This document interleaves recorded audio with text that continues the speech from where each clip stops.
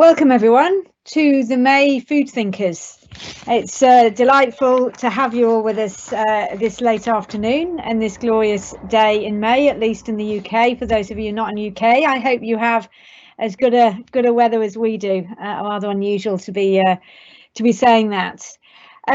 So welcome to the Food Thinkers. This is our series of Food Thinkers that celebrate women's contributions to food systems, that brings together big ideas from women who are really making a difference in academia, policy, business, advocacy, campaigns, NGOs and so on, concerned about really remaking food systems for the better. This is a webinar. It is being recorded and it will be made available online afterwards via our YouTube channel. And if anyone joining us would like to join our mailing list about future events, please do post your name in the Q&A section. That will remain private. And any questions that you have that emerge during the talk this evening, please add them as soon as they come into your head into the Q&A, and we can pose them afterwards. And if you're interested in sharing what's going on in social media, the hashtag is Food Thinkers and the handle is Food Policy City. And this is a series of webinars. We have one every month. The next one will be June the 16th by Dr. Claire Thompson of the University of Hertfordshire, and there'll be one in June, July and August, and for all the months of the rest of the year. But this evening we're absolutely delighted to welcome Kemi Akinola of the Brixton People's Kitchen and Be Enriched. And she is the managing director of the social enterprise Brixton People's Kitchen and founder of the charity Be Enriched. And she's somebody who has had a fantastic career and made a wonderful contribution already. And she chairs the Lambeth Food Partnership. She's co-founded the Wandsworth Food Partnership, both of which are about creating sustainable food places and more connected food systems. She's a politician, qualified youth worker with over 20 years of experience working with young people, and has really translated all her work into now leading into the front line. With her strong background in third sector work, and she's passionate about eradicating all types of food poverty, especially food poverty. And she tonight she's going to be talking about something that is very front and centre in all of our minds, which is how she has brought together Be Enriched and the Brixton People's Kitchen, the organisations which she has been involved with, into joining forces to deliver an emergency food service across 2 boroughs for people who clearly have challenges in accessing the services that they need. So we're really looking forward to hearing from Kemi about what she's been doing and the thought she's put into it, and the processes that she's been following, and the innovations she's been taking to really try to make a difference in the communities in which she works. So Kemi, over to you.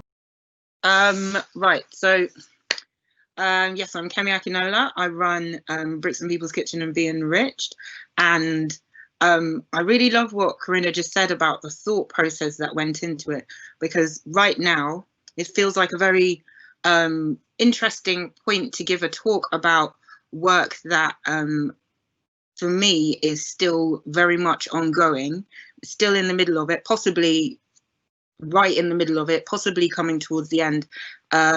Nobody really knows where we're moving on or how we're moving on from this point. So I will do my best to give you as reflective tell you about the reflective journey that we have taken. So yes, I run both organisations, and here we are. So I'll tell you a bit about how the organisation started, about how coronavirus has affected me and all the organisations and the people that I work with, how we made our decisions, how we then adapted our offer, actual service delivery in real life, how public actually received the projects, which is probably very similar to the way a lot of community food projects are experienced by the public, and what we are planning or what we're thinking about the future. So this is a quote from a lady who one of her neighbours heard that we had some food, picked up some food and dropped it around her house, and she sent us a video. The woman was in tears. She had kids, and she just said, you know, crying, thank you so much, you have no idea what this means to me, and I didn't know what I would do without this. What really struck me about this is it's just food. No one should really be feeling that way, and the fact that this was such a moment for her to receive food made me very, very sad inside. So I thought I'd just share that with you. So Be Enriched and Brixton People's Kitchen were actually set up to combat social isolation, and I think that this quote actually is a really good description of what social isolation is. Loneliness being a feeling that people don't have as many social contacts as they want to be, and social isolation being a measure of the number of contacts that people have. So you might have lots and lots of friends, but they might not be very good friends, and loneliness is about not having any social contact. And both of the projects that I'm involved with were about creating connections between neighbours, people that might live near to each other and never have spoken. I imagine that a lot of people in the current environment might have actually spoken to their neighbours where they may never have done that before. So while we are being socially distanced, we've actually developed better links. Most of us. There are some people, of course, who haven't, and there are some people that won't. And this is a big worry for me and my team moving forward, that because we've all been forced to be even more socially distant, those who are socially isolated it'll be harder to bring them back into the fold. So I look forward to whenever the end of this all happens, to seeing lots of community groups, maybe even the mutual aid groups, coming together to generate more community meeting activities and to reduce this health inequality. So Be Enriched, which is what I founded. When I set it up in 2013, it was to create real life experiences for young people. In particular, I was working with young offenders, and I was also doing some home cooking projects, eating together. It's nice and that's a good way of bringing people together. What was very important about working with young people who were offenders is that a lot of them had perpetrated crimes against older people, and a lot of people coming to our community meals were these older people. So then having these like very big, very overtly masculine boys cooking, making pastry in the kitchen, and then serving it to these little old ladies was not just very therapeutic, but it kind of changed their mindset. So I set up one of those projects, and 7 years later, there's 4 of them, or there were 4 of them around London, around South London. Brixton People's Kitchen was set up in 2011, and they were about creating community feasts where people share knowledge. Originally in a car park in Myattsfield, they ran monthly community feasts. I set up Be Enriched in 2013. And then in 2016, we joined together because running small charities is very expensive. So we joined forces to share office space and staff, reducing costs overall. I think we kind of went from very small and then went very big again. And I became involved in both of them at that point up until now, which is quite a long time looking at it. So now it's 2020, and we Brixton People's Kitchen, sorry, took on a cafe in the Black Prince Trust site, and Be Enriched was running 4 community meals in Wandsworth, Lambeth and Southwark, doing all of these things very successfully, bringing together some of the most vulnerable people, a lot of them very sick, a lot of them with very sick, people with refugees, people with long-term illnesses, disabled, people in recovery as well, and some families and children. So when COVID hit, we basically kind of a bit of disbelief for many weeks when it was happening in China, and then it was slowly in the UK. And the last thing we really wanted to do was to tell these people that they couldn't come anymore to a community meal.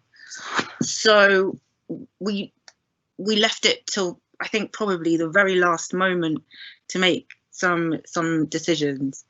Were we going to shut the projects? If we were, how were we going to support these groups? How are we going to keep them connected? Were we able to do it? None of my team drive in either project, which now became a bit of a problem. How would we get hold of the food with the supermarkets shut? There were lots of different questions, but we all knew that we had to do something. So we closed everything for 3 days. And then all the team contacted me, and maybe some of them are listening here, mainly saying that they were bored and they wanted to do something. And because we had food, we were able to do something. So we had to make some decisions. What could we do that's manageable? A lot of the venues we were using, like churches, and churches had shut. One of our venues was a catering kitchen that also closed. So the only venue we actually had real management over was the cafe. So we knew we could keep that open. There's a huge gate as well, so we could keep people out. We could keep the doors clean. So we thought we could run something from the cafe. And then everybody needs to get paid. I know all this information about furloughing staff and paying 80%, 60%. This all came along later. My immediate thought was I need to enable my team to be employed. So how are we going to cover costs? Were we going to try and do some crowdfunding? Were we going to try and get a private sponsor? Did we have any money left over that we might be able to use for something else? Did we have any generate funds that we now couldn't use anymore? And then the final point was team members, because a lot of the people who were shielded, things like asthma, if you've got children, we knew that some of the team would drop off or wouldn't be able to come to work. So did we have enough team members to actually cover the project that we wanted to deliver? So we had several conversations, all via Zoom at this point, with the wider team, both organisations coming together, because we knew we weren't going to have enough people to deliver the service needed. And also everybody trying to understand how to work from home and still deliver a service that is face to face. So what we've actually ended up with is we've got about 4 or 5 people who work from home. We have an hour-long meeting every day, and everybody else is on site. Some of the people from Be Enriched now work for Brixton People's Kitchen, and we're just sharing all the work really across all the boroughs. Well, actually, it's not across all the boroughs, because we had to make a very hard choice not to work in Southwark, because Lambeth and Wandsworth were providing us with plenty of addresses and people to support.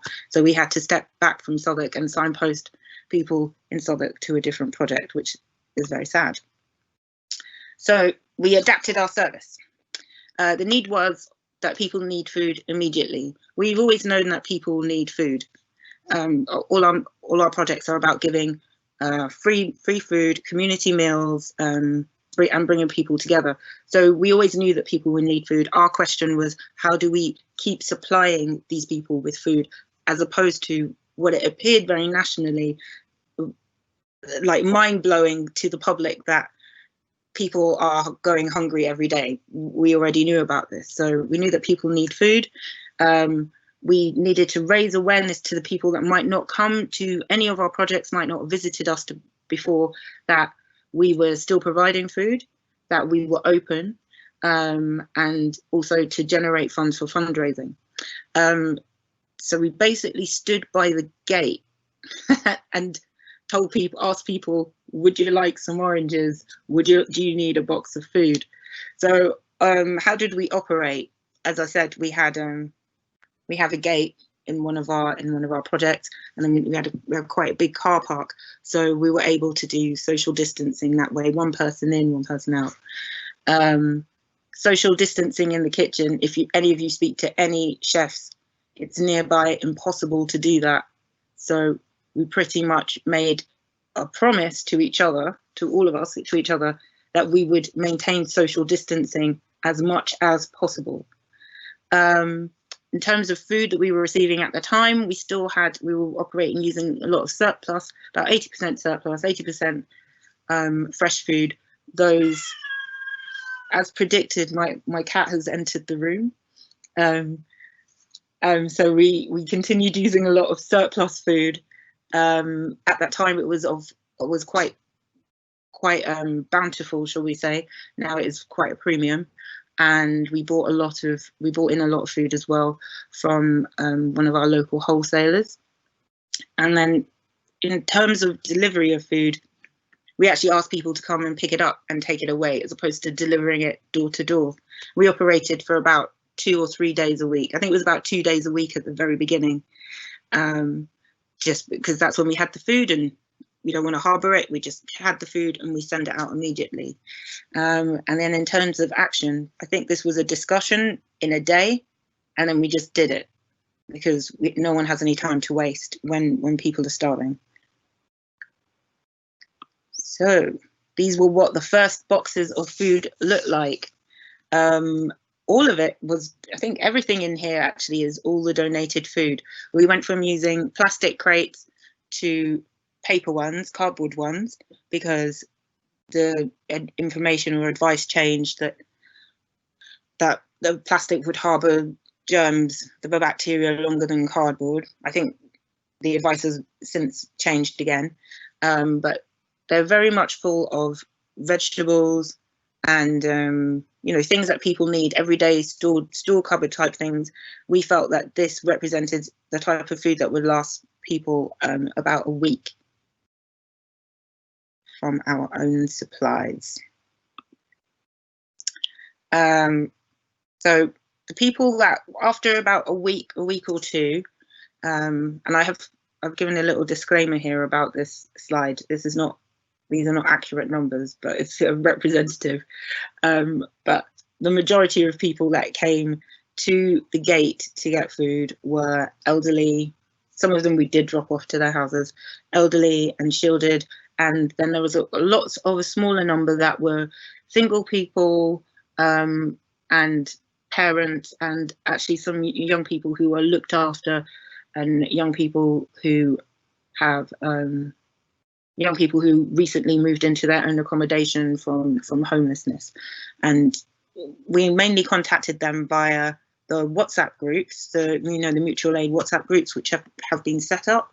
And that was a very easy, quick, and it was actually quite a good, efficient way of letting people know that the food is there and they can come and get some food. And we had lots of stories of people sharing the food, cooking for each other through that WhatsApp group, and that worked really nicely. Some people even delivered food to their neighbours' doors.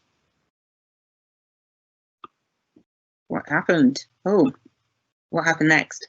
So we had about a week or week and a half of this, and moving on to talk about how the local authorities worked with us. So we ended up working with 2 local authorities. One was Lambeth and one is Wandsworth.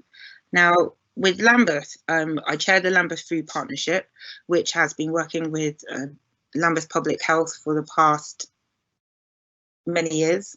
But it really showed the partnership, the kind of strength of what we had, that the council actually approached us and said, how can we support the residents of the borough?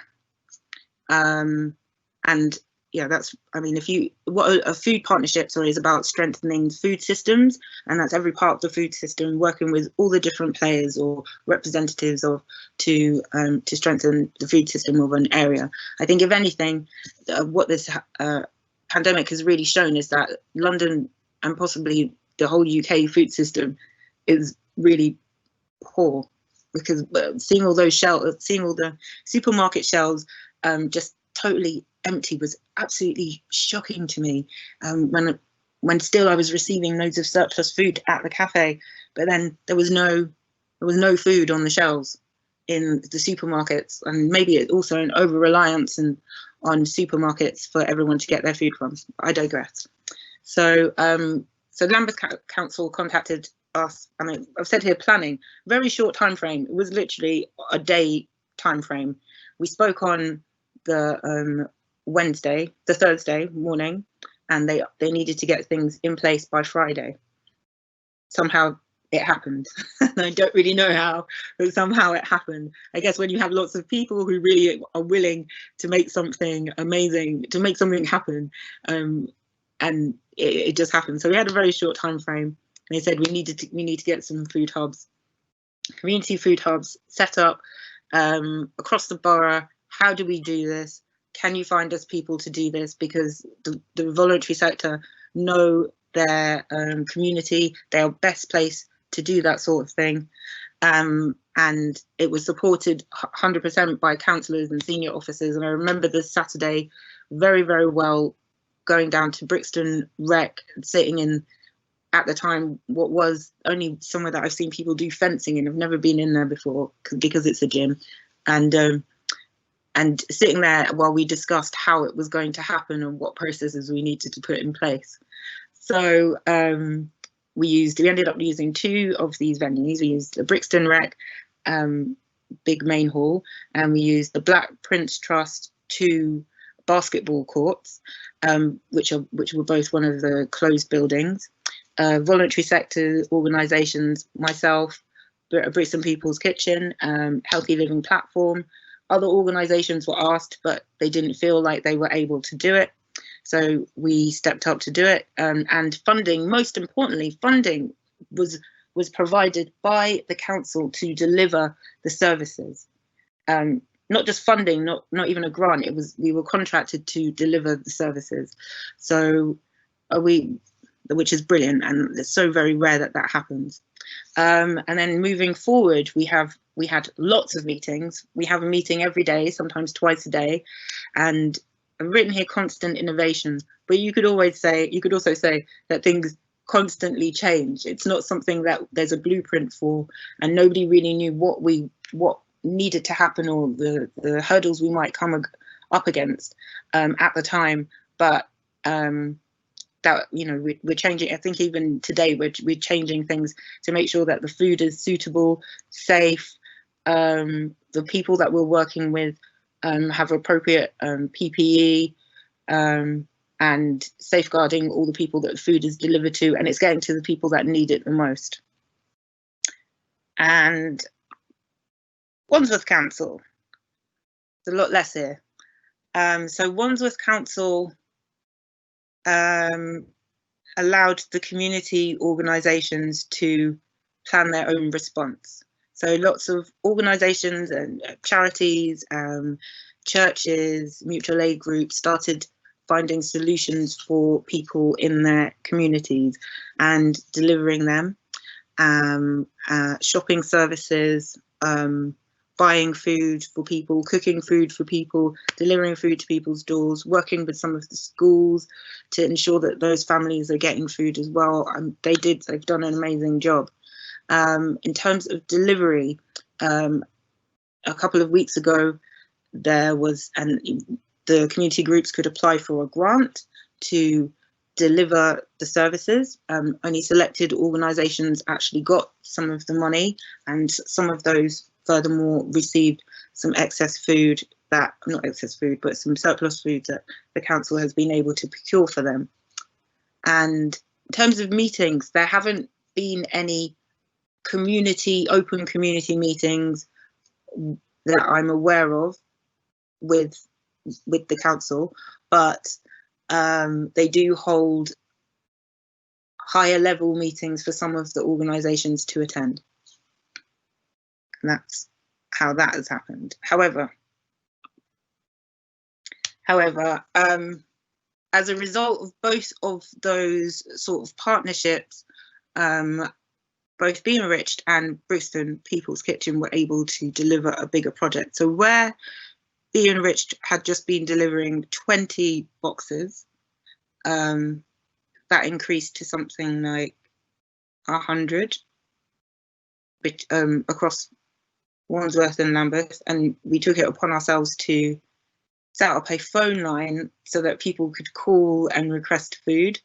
Alongside that, we introduced a few weeks ago some Spanish speakers, because we realised that a lot of the people calling only speak Spanish, and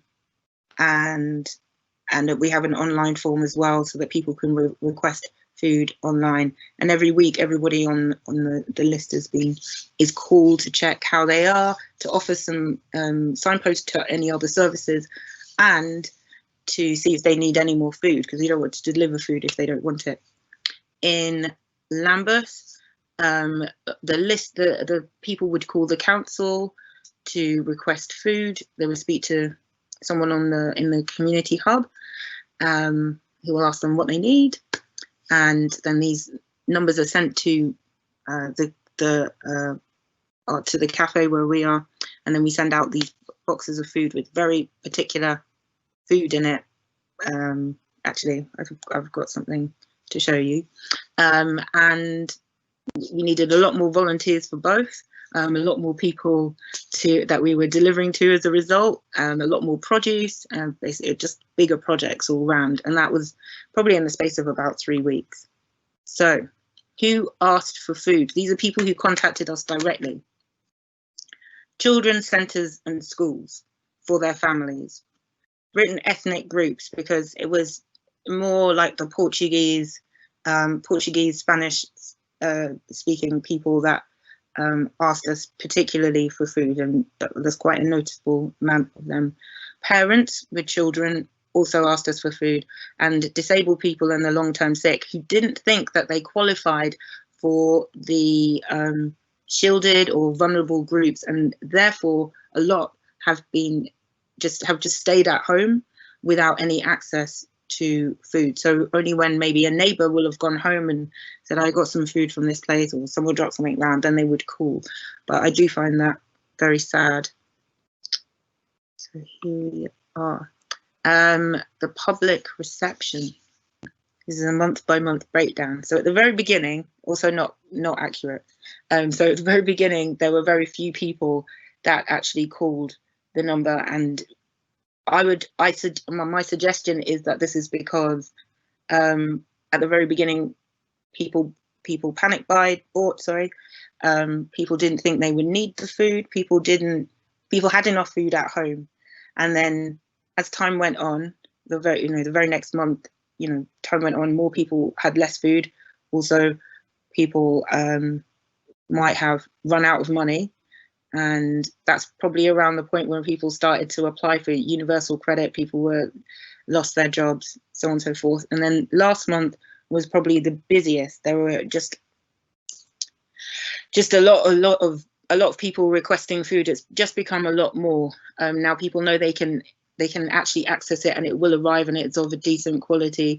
And people really have no money. Like, even if they have savings, they may have run out. We've seen that peter off a little bit this month, at the beginning of this month, and I think that is because people have found other ways to procure food, or other places that they can get it from, and so they're becoming a bit more self-sustainable, and that might be why it's petered off. Or it could be that there's this whole group of people that nobody knows about that is not receiving any food at all. So here we are. So about 1,100 emergency food parcels have been delivered across Lambeth. It's probably a bit more now. That this was the number last week, and 1,200 food boxes have been delivered across Wandsworth, and that is just by my team. This was one of the earlier pictures. We've moved on somewhat. So yes, these were the main issues with the bigger project were recruitment. I had to recruit a lot of people. I had to recruit about 18 people in the space of 2 or 3 days. They had to be the right sort of people. They had to be people that would be willing to do the work, and they had to be people that were willing to do the work. And I did not have time for references and all the checks and interviews in the way that you normally do it. Also, in the modern day, what sort of, I didn't know what sort of format an interview should take. So it was all about word of mouth, and not word of mouth, word of recommendation. So people who know people who have a really great track record. And as it turns out, I've got a really amazing team. So safeguarding was another issue. How do we keep people safe? We were dealing with a lot of addresses and personal details, and not being able to reference check every single person meant that we couldn't share all the details. Luckily, I was able to DBS all of my team because because of our work with the churches, we were able to use the church DBS system, which came back sometimes in about 5 hours. So that was brilliant. So we had to make sure we were keeping people safe. When people were going to drop things off at people's doors, they go in twos. At least one of them is DBS checked. And also they report back and let us know how that person's doing. And then well-being and health. Despite the fact that we were out working, it's still quite isolating being at home, being at work, everyone being slightly fearful of catching the virus, and having family and friends who might be sick or might be, they might think might be sick, not being able to see your family. So that's always been in the back of my mind. How do I ensure the well-being of my team? Somehow. Very good. So here is, I think this is going to work. This is the North Lambeth Emergency Food Hub in action.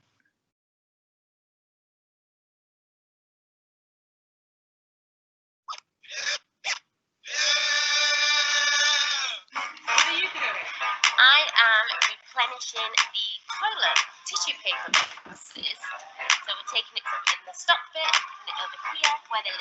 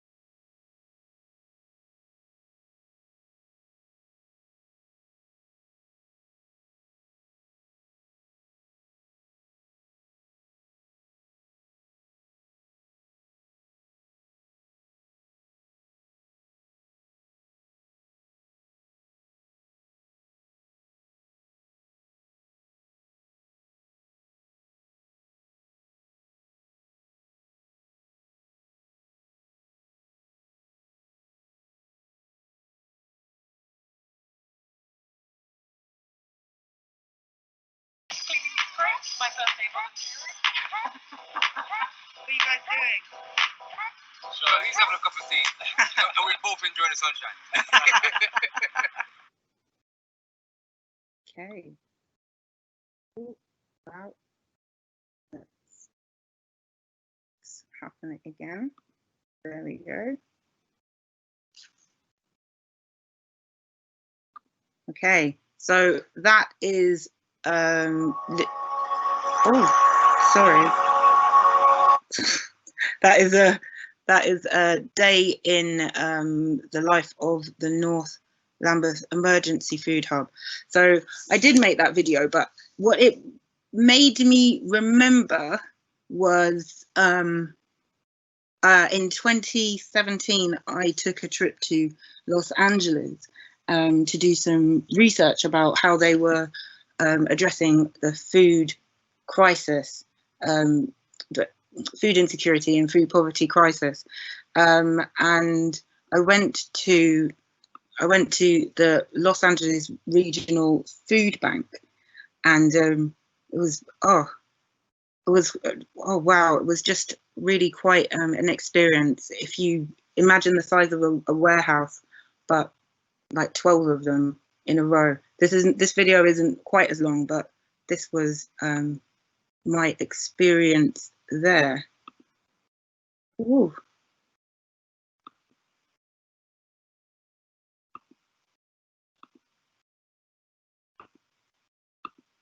So it reminded me so much of how, and made me very worried that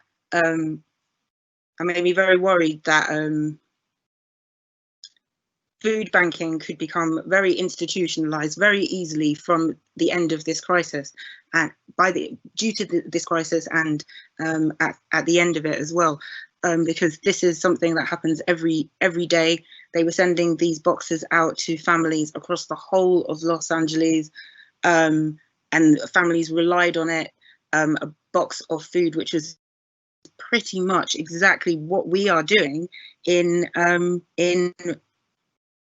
Brixton. Right. So I think some things that I've really taken from this whole crisis at the moment is that yes, the government did a really bad job at giving clear and concise advice, because nobody seemed to know what they were allowed to do, when they were allowed to do it, who was able to access food, who wasn't, who was eligible, how you became eligible, email forms you had to sign up to, what type of food you were gonna receive. I also think it's important that although we're giving out emergency food, that we remember that it's not a substitute for being able to actually buy and afford your own food. And unemployment is going to rise, which will affect, because so many people are out of work as well, not just because they've been made redundant, but people who are leaving schools, graduates who are leaving university, there are less jobs for them to access right now anyway. So personal income is going to be less. And I'm very concerned that people will start to rely on the emergency food, where we should really be focused on ensuring that everybody has enough income to buy their own food, and that there is enough food for everyone to access. Oh, here's some of the volunteers. Here's some of the volunteers that really make this whole project happen. Teresa, who sorts out everything on a Friday, she's actually at the kitchen right now sorting out Friday. The Smiths are a family who turn up every week. The one in the middle is a pilot, but this is what he's doing right now. And then we've got Sarah and Jess, who are volunteer cooks for our Friday meals. And everybody, I would like to take credit and say I do this all on my own, but I really don't. And because I know the other guys will be watching, I've added them in at the bottom. We've got Michael and Ruth, and Joe, Natalie, who's with the horse that helps us deliver food sometimes, and also Matt, who all have very, very different jobs, but right now, because they aren't being used in their normal day-to-day jobs, have given up their time to help out. And that is the end. Great, thank you so much, Kemi. Thanks for taking us through what you've been doing, and the process that it's involved, it's really important to have a sense from the ground about the nuts and bolts of how to get these things done, and what goes into it. And you've really done that very well for us this evening. So thanks very much. Please do bring your questions forward, put them into the Q&A. We've got some already. Please do add more into the Q&A boxes. I'd like to start with a question though, which is related to the last comment that you made about the problem of institutionalizing emergency food provision. So you, as an organization, you have gone to massive efforts to make sure that people have access to food, and you've really worked through to make that happen. And we are in an emergency situation. So if there's any time when emergency food was needed, it's now, because it's an emergency. But we also know from prior to COVID-19 that there was a loss of so-called emergency food in a non-emergency situation, and you're sounding the alarm that that might happen even more into the future.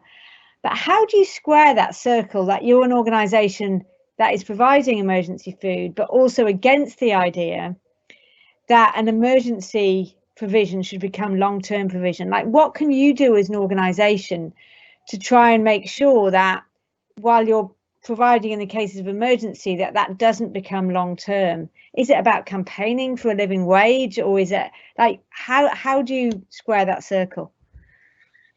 That's a great question, and I'm glad you asked it, actually, because well, I'm also a trustee for the Independent Food Aid Network, and that's exactly what we campaign for, that people can have access to income as opposed to food aid, because we don't believe that food banking is a response to food poverty at all.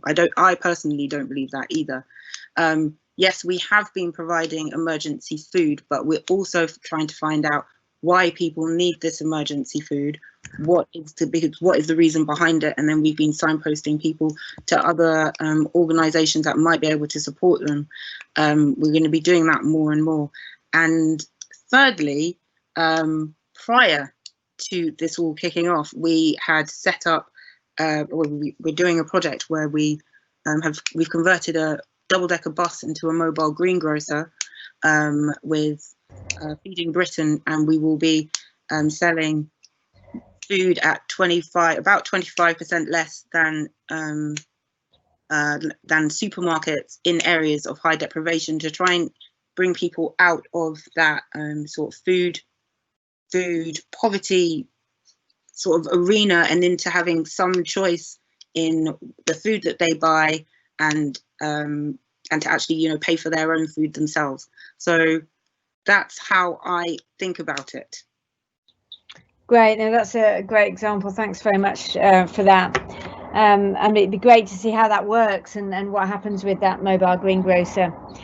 We've had a comment from a participant commending you for your excellent work, and saying that the video was particularly powerful in showing us what you're doing. So well done for getting that getting that working. So one question that we've had from a participant is about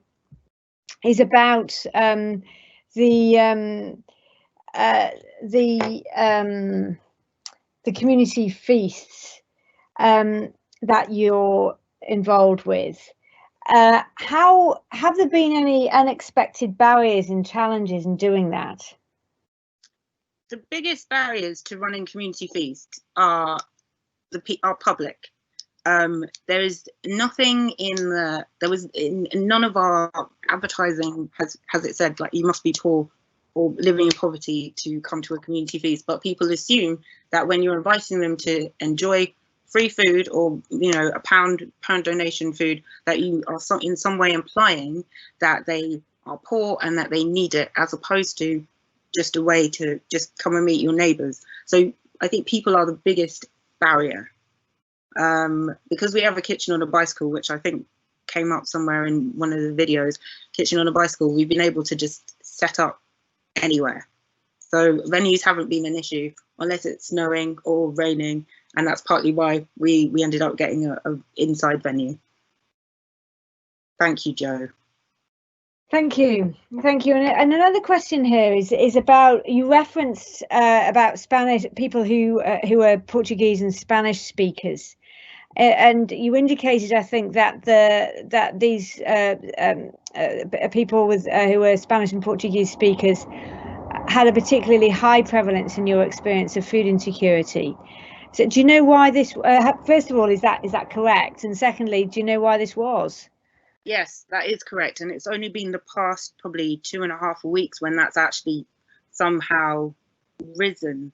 And do I know why it is? I don't know why it is, but I was speaking to one of the Spanish community organizations in Stockwell, and they said that a lot of their members are cleaners, and they've lost their jobs, or they haven't been able to work. And that's why they suddenly need the food. Interesting. Thanks for asking that question from a participant.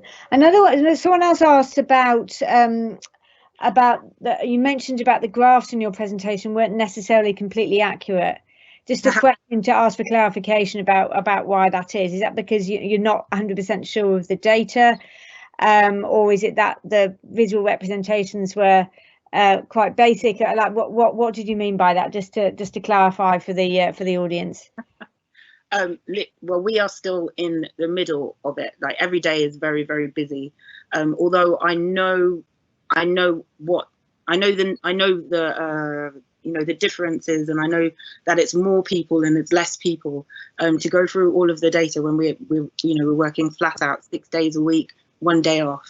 It was a bit onerous for the team to pull all of that together, and it's changing day to day, week to week. So I did not have time, and I apologize, I did not have time to pull out the exact numbers, but that was roughly accurate. Roughly. I think no apologies required. It's very impressive. It was just a query of clarification, and thanks very much for taking the time to do that. Question from David Smith here. Has the government, or any officials from the state, consulted with you about the options that they might be considering about how to manage this situation? Well, that would be a dream. No, I really don't believe there has been any guidance from any person in national government on how to address food crisis. I know that the funding for the National Lottery what came out last week, and we're 10 weeks into this already, so that's very, very late. So no one has consulted me. Maybe they've consulted someone higher up the food chain, but I believe if they do that, then they'll have to recognise that there is an issue with food poverty, not just now, but at all times, and not just food poverty, even poverty as a whole. And as, not to get too political or anything, but current government, current administration does not have to deal with these issues. Well, it's interesting, given the incredible in-depth experience, not only now but in the past, that you've got, that someone like you with such a great experience hasn't been consulted, and it is an indicator perhaps of a need there. There is a related question from Gladys Stilwayo, saying your work is incredibly impactful, and what type of action would you want to see the government take, whether that be national government or local government? Well, the answer is the same for both. First, they need to measure the issue. This is ongoing. Bring in a measurement that measures food poverty and poverty. Then they'll be able to see where the issues are, and then put projects or messages or whatever they need to do, put it in place to address the issue of food poverty. I can pretty much, I could tell people where I think the biggest areas where people are suffering from food insecurity are. You've got data from food banks that will tell them the same thing, but I know that government won't do anything unless they have their own data. So put the measurement in place, and there's plenty to choose from. Put the measurement in place, measure, implement action, and that's what I would say they should do. Great, thank you. And there's a question here from Tony Lewis, and he's saying that in the newspapers today there was a story from Barcelona in Spain that's seen the emergence of queues for soup kitchens because the city is facing levels of hunger as a result of the coronavirus. Do you think we can avoid the extent of that, he asks, in London and other large UK cities?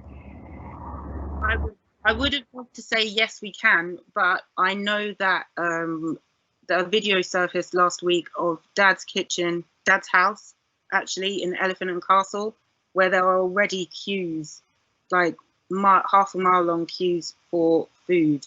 So we are too late, but we can probably we might be able to reverse this from happening. I don't know what's happening elsewhere around the country, but if that's Elephant and Castle, I'm sure it's happening in many other cities across the UK. Yeah, no, it's a problem that doesn't seem to be getting any better.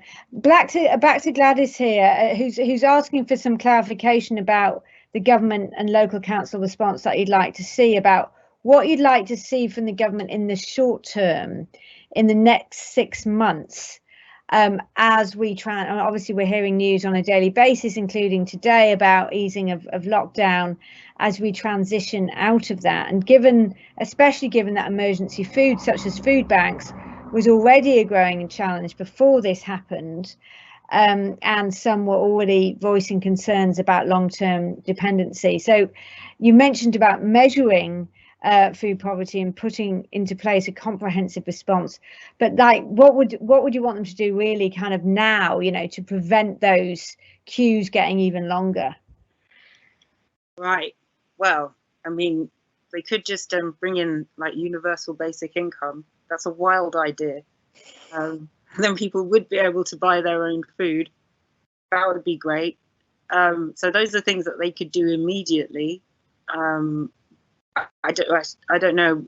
I don't know if that will happen. I believe it happened in America all of a sudden, but I don't know if that would happen here. But that could be something that they would do. And what could local authorities do? Put more money into the voluntary sector to support the residents. I'm so impressed with the way that Lambeth really just stepped up to the mark, and less impressed with others. So in that context, Minia Jones asked the question, what are the future plans for the Brixton's People's Kitchen, as in this transition process that we're in now, as the so-called recovery process actually starts? What are your plans moving forward? Well, we are right. As of yesterday, we've started to develop plans for recovery. I have to say that for our organisation, because we never stopped operating, as an organisation, we're not really recovering, but we're like readapting our service back to whatever the new normal might be. As a cafe, we won't be able to open for a while, but so we're really trying to see what that's going to look like. Obviously, I just described the bigger project that we have with the bus, and actually although it was just a double-decker bus at the start, we're actually planning on developing that to be a bit of a bigger project than we first anticipated. So constantly innovating at all times. That's the plan. Just follow us on Twitter and you'll see more. We did have another question actually about the bus project. We've got tons of questions coming in, a huge amount of interest in what you're doing. But anything else you'd like to add, in any more details about the bus project on top of what you've said, or? Well, I guess the bus is going to be slightly different than planned. So originally it was a greengrocer and a cafe, rooftop cafe with an advice area, but we could no longer use the rooftop as a cafe area. So, for the minute, to adhere to social distancing rules, it will just be the greengrocer. The idea is just to bring, like we have with our kitchen bike, to just bring food into an area and use that as a mechanism, or a vehicle to bring bring people together and to generate use it as a catalyst for change, really, in the short term and then in the long term. So we've had a bit of a pause on that project for a little bit, but again, follow us on Instagram.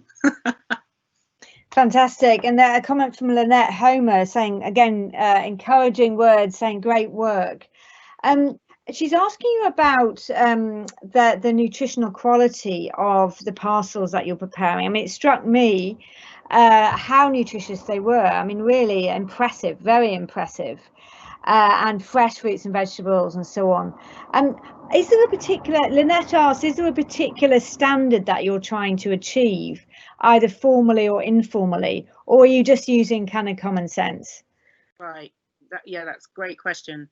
And I've got to say that when we were asked, when we made our own food boxes, we thought we would use it as an opportunity to encourage people to eat more vegetables. So they have got loads of fruit and vegetables in there, and as well as milk and bread, but we refuse to put junk food. So no high fat, sugar, salt type foods. And that was when we had more control over the food coming, the food that we were putting in the boxes, because we had a lot of food to choose from. But as time has gone on and the food has become in short supply, some of our suppliers that were giving us, like their surplus food, now that's being shared across the whole of London with like all the local authorities and lots of other new groups that have popped up. So the food that we have to choose from is very limited. So now we buy in some of the food as well, but we are trying to encourage more fruit and vegetables, and it's a personal project of mine to get teenagers to eat more vegetables, which is good. But I think that she brings up another point, that some of the other food boxes that I've seen across London do not have as good nutritional quality. But then, behind our mind, we're also thinking, are these people going to cook with the food that they're given? Do they know what to do with the food? When we've asked people at the door, actually, they do know what to do with it. So I'm positive. I'm positive that people are making good use of it and eating better. In fact, actually, it just comes to mind, we actually had some feedback from a couple of people that said they're eating better now than they ever normally eat, because they can't normally afford that array of fruit and vegetables, which again is very sad. That's absolutely fascinating, I have to say. But it was a question I was going to ask about the use and utilisation of the food that you were providing. It's fantastic to hear that. There's a question from Sean here. We've talked already about the local authority response, and she's making the point that different local authorities within London as well as outside of London are taking different approaches to this issue. And you've emphasised the work in a couple of London boroughs. How do you deal with the fact that different boroughs, and you've mentioned this yourself, are taking different approaches to the situation, and how does that affect how you plan your work? Oh, wow. It's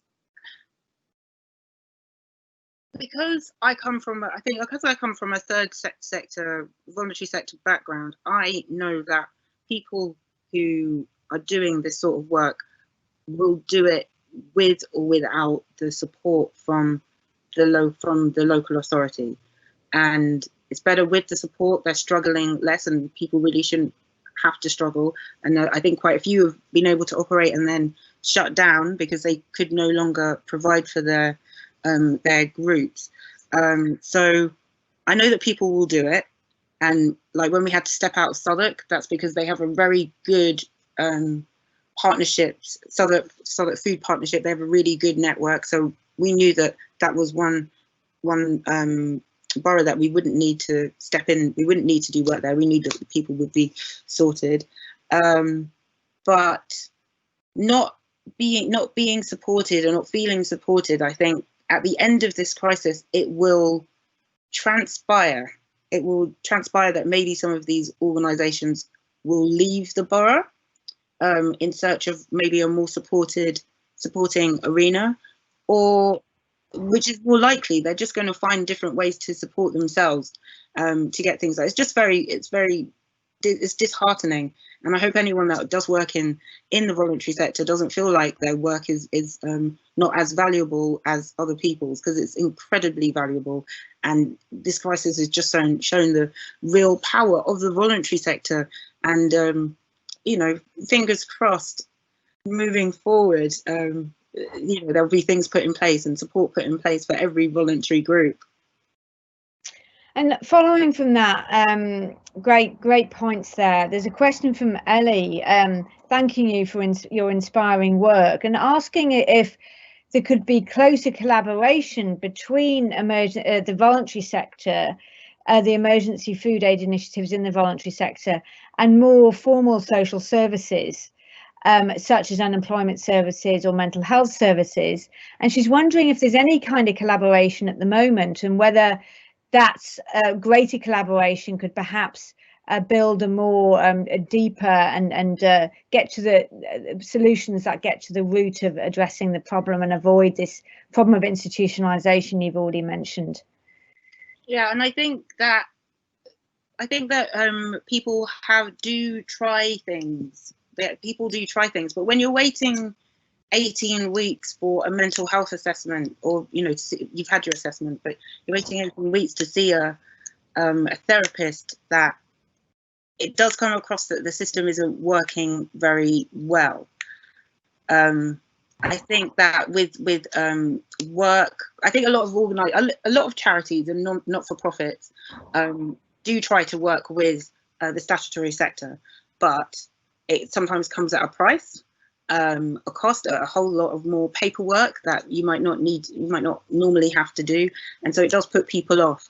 And the amount of money being that voluntary sectors, non-profits are being funded by the statutory sector to do their job is not really equivalent to what is needed. I know for a fact that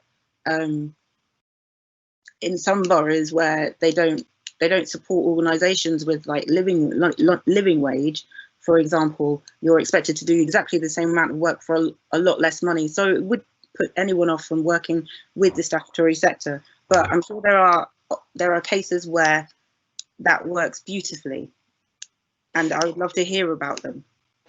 Well, if anyone has them, please do share with Kemi. But that's a rather sobering analysis. Barbara Woods asks, how do we make the general public aware of the food poverty emergency that is occurring? I mean, perhaps you think they are already aware. I suspect they're not as aware as the case deserves. And how do we build that awareness among the general public?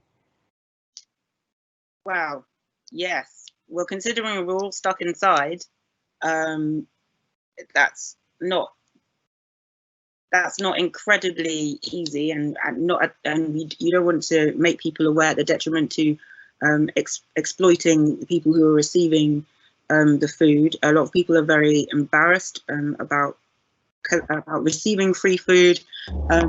If you don't know, then there is a lot of stigma around food banks, and people won't go to food banks, in fact, because of the stigma around them. So they would prefer to be hungry than to do that. I actually think that right now, or well, maybe a month ago, people stopped being very proud, as there was a spike in my very not accurate graph. But people stopped being very proud about food, and just because they absolutely needed it and just came and asked for it. And I don't think there's any shame in asking for food. But in an ideal society, that it wouldn't be, and you wouldn't need to go and ask for food. There should be somewhere, and a friend of mine and I have spoken about this quite a few times, about having food hubs, which isn't an emergency food hub. It's just a food hub, somewhere that you can go, cook with other people, learn how to grow food, learn about food education, learn from each other. And in that way, we would mitigate actual food insecurity if it was just like normalized that that's just the place you go for food, or to hang out, to do all those other things. About raising awareness, about 2 years ago, food poverty was like the hot topic in the news, and I really thought at that point that something was going to happen and a change was going to come, but it kind of didn't. So I mean, I don't know. Maybe it's just not very sexy, is it? So it just comes in and out of news until Johnson only has actually until Boris Johnson doesn't have any avocados. That might be when it becomes headline news again. No, you're right. It's not exactly. It's something that makes me feel comfortable. Florence Egal makes the point from France that researchers in France are expecting the food insecurity actually to increase in the coming months, possibly peaking around September. That's the situation in France. But she's making the point that there's usually a delay of several weeks and months between a crisis and its food consequences, which suggests things will actually get worse. And Tony Lewis is saying that his fear is that a bad situation in relation to food will be made, and that will happen, and it will be made even worse if the UK exits the European Union without a deal. The no deal scenario in the Brexit situation is now back on the horizon, according to some. So given both of these comments from Florence and Tony, do you feel, I asked you before, there was a question before about moving into the recovery phase and what you were doing and constantly innovated. But are you worried about being stretched and that the voluntary sector and emergency food being even further stretched going forward, say into September? And do you foresee that the situation is actually going to get worse rather than get better given these situations? Yes. In that answer, yes.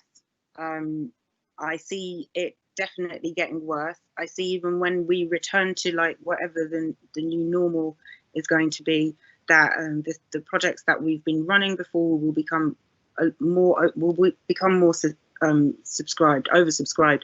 In fact, when we were doing our Brexit planning last year, although it's almost like this is a trial for Brexit already. But when we were doing our Brexit planning last year, we made a decision that it would just be first come, first served. And when our food is gone, then it's gone, and we can only do what we can do, because we can't do everything. We shouldn't try to do everything.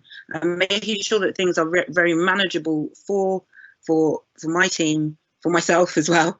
For my team is how we see ourselves having the longevity to keep going on a long term, rather than like trying to do everything and doing it badly or not.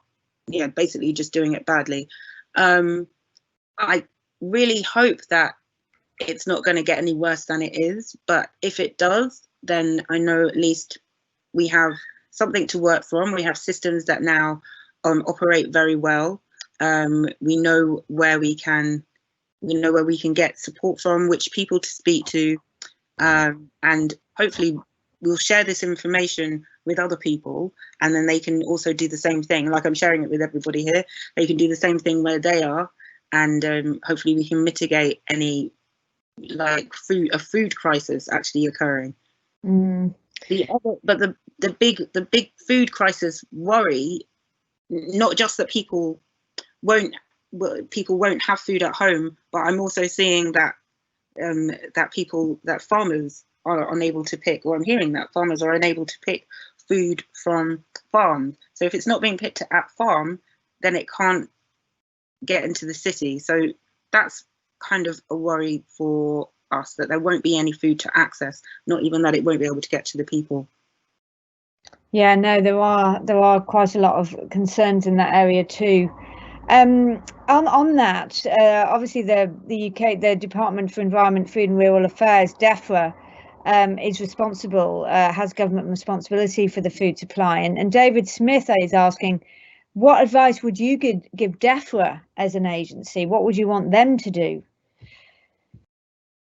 Well, DEFRA have released a fund. DEFRA have released a fund for community groups to access food, and it's probably one of the most complicated forms I've ever encountered in it's even worse than the lottery.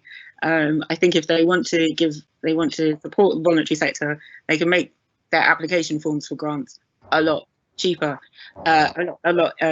easier to complete. I think that they should be speaking to some of the smaller organisations as well, not just like big massive ones, because actually we're the people on the ground doing the frontline work. So that would be great. Speaking to farmers, finding a way to like strengthen up that connection, not just with supermarkets, but with like maybe even with local authorities, like connecting farm to local authority in order to bring food into boroughs and bypass supermarkets. Great, thank you. I wanted to go back to some questions about the data asked earlier about the data that you presented.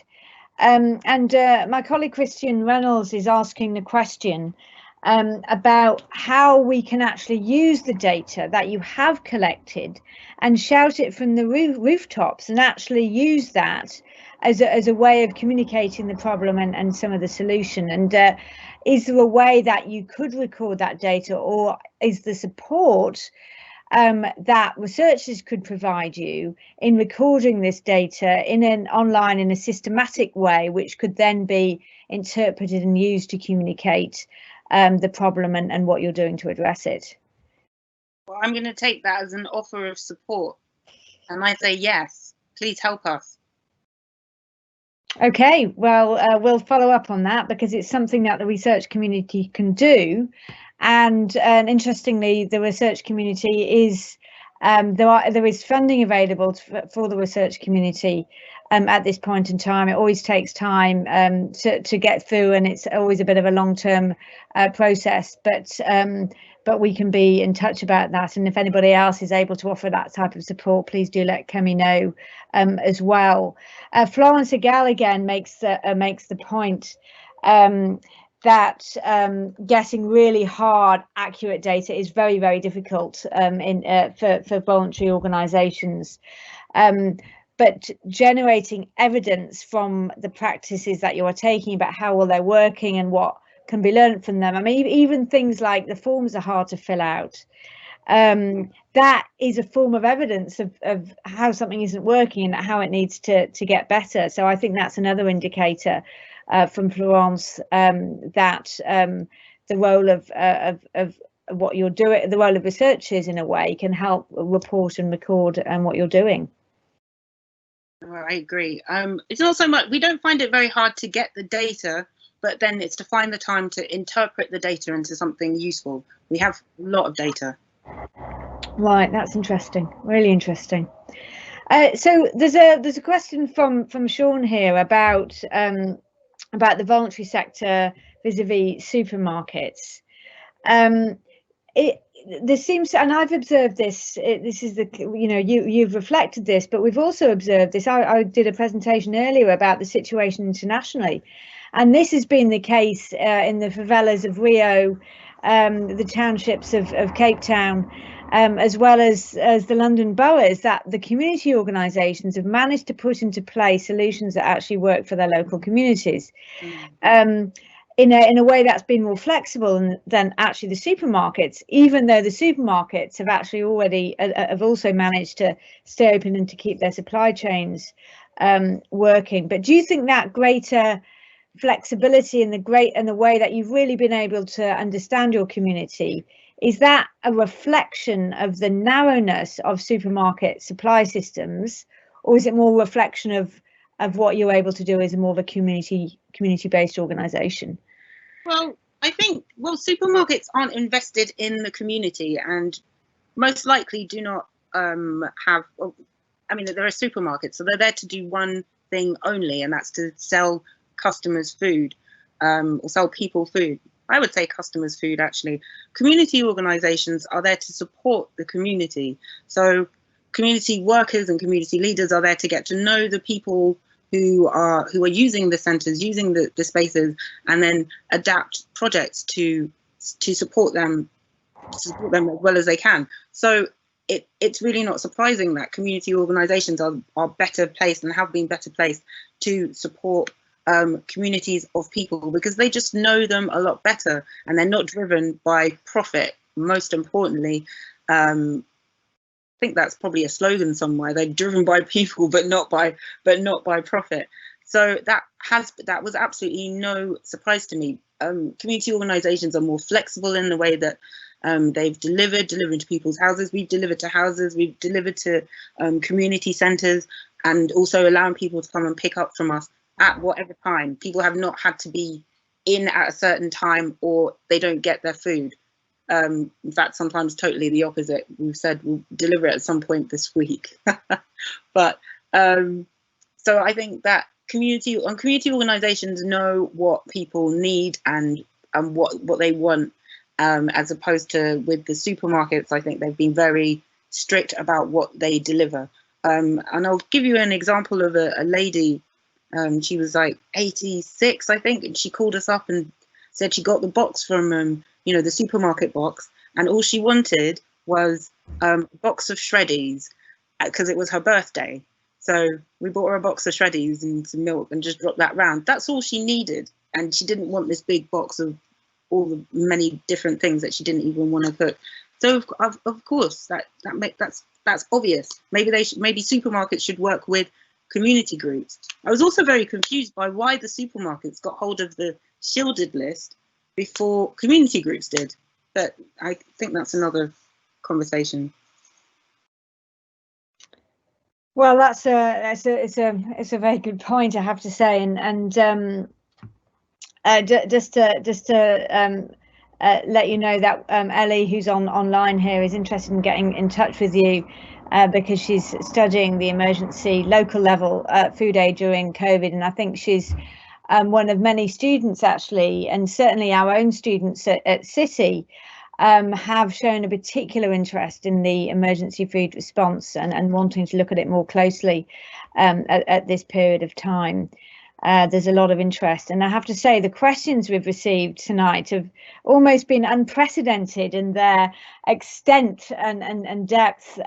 So I think that shows the tremendous interest in the work that you are doing. If there's any other questions, I think I've gotten through all of them. There were so many, and I bundled some of them together. I think I think we're done with the questions. That was really I'll bring this to a close, Kemi. That was really, as I said earlier, amazing to hear from your very, very direct experience and the thoughtful approach that you've taken. I was very impressed when you used the word innovation and the idea that you are continuously evolving and trying to read the needs of the community and managing the complex logistics while also managing the complex needs and reading those needs and understanding that as a member of your community. And you've certainly inspired a lot of people in this conversation this evening. We do have another question that just came in, which I would actually really like to ask from Lindley. And Lindley's asking about the composition of your team and wondering about how what drove the composition of that team, commenting that it struck them as being particularly diverse in a positive way. Right. Well, some of the people, let me think, two of the people who are on the team currently worked in either Brixton People's Kitchen or Be Enriched, and they were able to work and wanted to work. Everybody else, some of them came as volunteers, and they were really good and very organised, and we realised we needed them more as time went on and the projects evolved. Some have been long-term volunteers at some of our other projects and just really wanted to help, and I knew that I could trust them to deliver a thoughtful well thought out project, but also they knew the people that we were sending the food to initially. We were just sending the food to people that used to come to our community meals, but then this has snowballed quite a lot. So I knew I could trust them. And other people, some of the people, they were out of work, and they contacted us and asked us if we needed anybody. And really, they're just doing manual handling, a lot of manual handling, a lot of logistical work. That's not even all of the team that's there. That's probably like half of the team that's there. And if you're willing to turn up and lift boxes and move things around every day, I mean, I'm happy to have you. Great. Well, you might well get some responses to that, and certainly we will be in touch with you at the Centre for Food Policy about what you said about the data. My colleague Christian will be in touch, so I'd really like to thank you very much for inspiring us all this evening with what you're doing. It's both sobering and uplifting at the same time. And certainly gives us a lot of things to think about, and a lot of things to think about the role that we can all play as individuals as well as institutions in trying to address this problem. Certainly I'm going to go back and reflect on that. So thanks very much, Kemi. You've been incredibly inspiring, and thank you so much for the work that you're doing. It's incredibly important. You bring commitment, intelligence and passion to it. So thank you very much, and a clap from me anyway. I'm sure others are clapping online. So thanks so much for joining, everybody, and thanks so much for your fantastic questions. Thanks to so many of you who want to join our mailing list, and I hope to see many of you on June the 16th, where Claire Thompson will also be talking about this issue of emergency food and food banks from a quite different angle, but still continuing on the same general theme. So thanks very much, Kemi, and thanks very much to everybody. Bye and good evening.